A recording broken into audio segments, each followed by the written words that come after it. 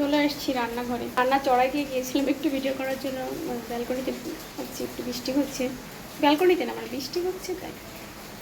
তো আমি কী কী রান্না করছি একটু দেখাই। কিন্তু গরম কিন্তু সেই লাগছে, আমাকে দেখে বোঝা যাচ্ছে কিন্তু গরম আছে। এই যে এখানে রান্না হচ্ছে তরকারি, একটা সবজি, 4-5 রকম সবজি ডাল দিয়ে একটা মিক্সড সবজি, ঠিক আছে। আর আমার এই চুলার আশেপাশে একটু নোংরা দেখে আবার যেন কেউ কিছু ভাববেন না, কারণ ওই ওই সাইডটাতে যে গ্যাসের লাইন, হ্যাঁ, ওই সাইডটাতে আমি পরিষ্কার করতে পারি না।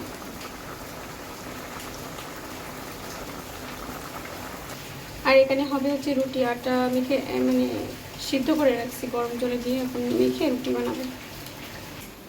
রুটি বানানো শেষ, হ্যাঁ, মোটামুটি হয়েছে আজকে রুটিগুলা।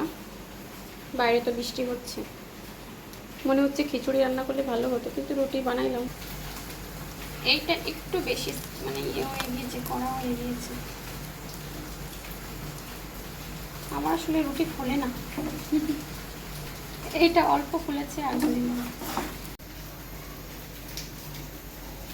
দেখেন আজকে কত সুন্দর হয়েছে রুটি। এমনিতেই আমার রুটি ভালো হয় না, আজকে খুব সুন্দর হয়েছে।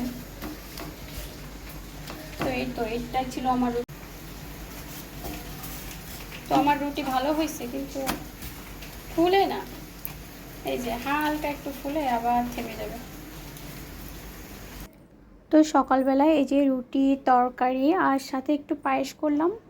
বাইরে তো ঝিরঝির বৃষ্টি হচ্ছে, তো দুধটা তো আমি বাড়ি থেকে নিয়ে আসছিলাম, অনেকক্ষণ আগে বের করে রাখছিলাম, সকাল থেকেই বের করে রাখছিলাম। আর পোলাও চাল দিয়ে পায়েস রান্না করলাম, কিশমিশ তেজপাতা সবই দিয়েছি।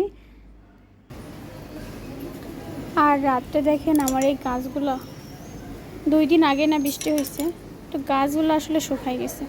এটা হচ্ছে রজনীগন্ধা ফুল গাছ, এই যে কড়ি হয়েছে আবার। দেখতে আসলাম একটু গাছগুলা। এই যে এইটা কিন্তু সেদিন এই যে ওই রথযাত্রা থেকে হচ্ছে এই ফুল গাছ নিয়ে আসছিলাম, রজনীগন্ধা ফুল গাছ। একটা 20 টাকা করে নিছিল, তা নিয়ে এনে শুধু এখানে রেখে দিছি, ওখান থেকে গাছ হবে এই আর কি। আর দেখেন জবা ফুল গাছ, জবা ফুল গাছে কত সুন্দর একটা কড়ি হয়েছে, সুন্দর লাগতেছে না? কালকে ফুটবে জবা ফুল গাছের কড়িটা।